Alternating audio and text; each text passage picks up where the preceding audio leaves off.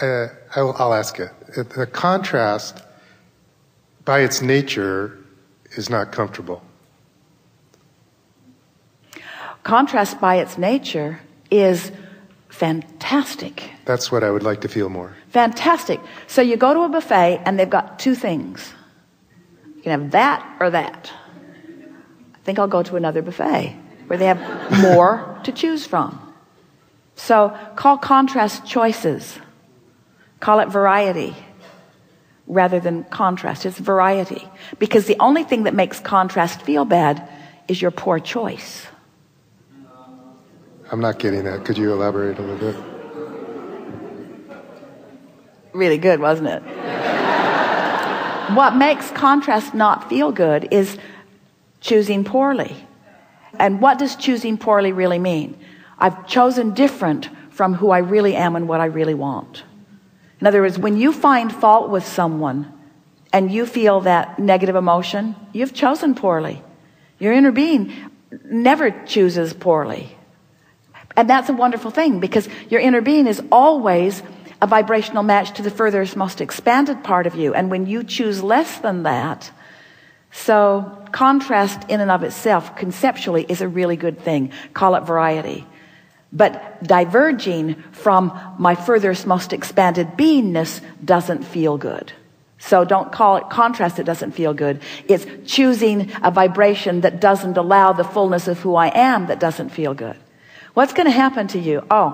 After you've spent a few days, and you will, it is our promise to you, more substantially every day flying high, and the benefit of it you'll find yourself clearer about things than you've ever been, more coordinated, more words on the tip of your tongue, more satisfaction in conversations with friends, just a more dynamic, more good feeling, exhilarating life, just like you intended when you came. And you've all had those experiences, so you know what we're talking about. But more consistently, and therefore more deliberately, you'll be feeling that. And then when that contrast comes and you slip a little bit, you're right, intolerable.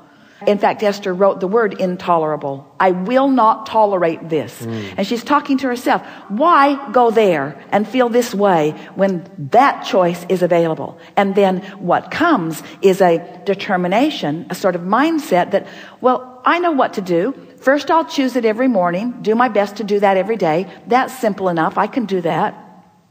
And then I'll be aware of how I feel, how I'm feeling. And if I catch myself moving down a train of thought that doesn't feel so good, then I'll draw it back from it and focus somewhere else. And I'll just pay attention. Once you are solidly feeling good, then when variety comes, it doesn't knock you off your disc. It's variety in the way that you meant it to be. It's choices again. Esther has had a thought since Jerry made his transition that when she would come across it, it was painful, unpleasant to her. And it often got going before she could catch it, and then she would have some time of discomfort. And so she's been trying to distract herself, trying to keep herself busy, just trying to avoid that thought, just trying to avoid it. Oh no, I'm not going there. Off she would go. And so the other day, a friend called. And she was visiting with this friend, and they were talking about these things, high-flying things. They were using words like invincible and the power of the universe and leverage and doesn't it feel good? And they'd brought themselves to a place of really feeling good. They're good friends, and they were having a good conversation. And then they were laughing about something, and one or the other of them said, they're going to lock us up because we are sort of irrationally happy. Good for them. And then Esther remembered working at a state hospital when she was a teenager, and in the state hospital there being places where people really were locked up, and so she got this vision of this place where they were locked up and they were in there together just having a really good time, and her friend said, yeah, and people are walking by and they're saying, oh, don't mind them, they're like and Esther and her friend were relishing the idea of being the crazy ones that no one understood, because it's kind of like that, isn't it? You're like the crazy ones that no one understands. And Esther said, yeah, and they'll slip food under the door to us. And her friend said, yes, and we'll think we manifested it. Whoa. And on it went. You had to be there. But on and on and on and on it went. And so this was maybe the funniest conversation that lasted about half an hour that Esther had ever experienced. They were laughing so hard they could not understand what the other one was saying. They had to say, well, I can't understand you. You've got to stop laughing because I can't understand what you're saying. It was that kind of fun. So then later that day, Esther tried to replay as much of it as she could to her daughter Tracy in a conversation. And then she's laughing about it all over again. And she went to bed laughing out loud. While she's by herself, laughing out loud, laughing out loud.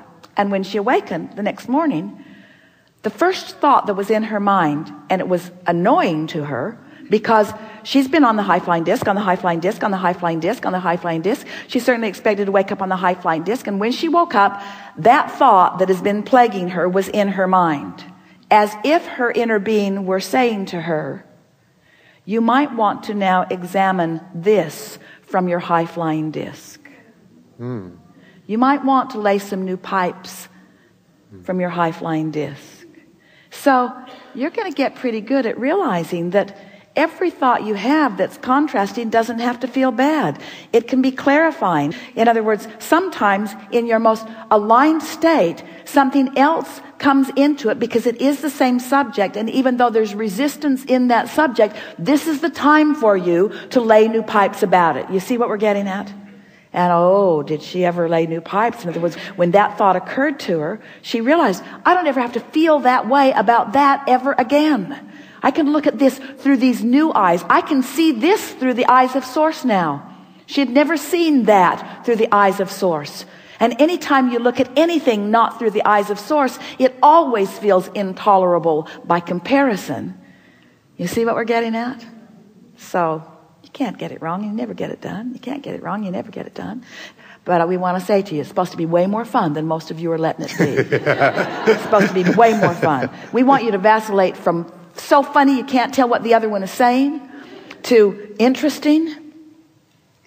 Just stay up there, mostly, and dip a little for clarification every now and again.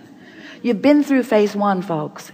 You don't have to go back to phase one. You don't have to justify or rationalize or defend. And most of all, you cannot explain it to anybody.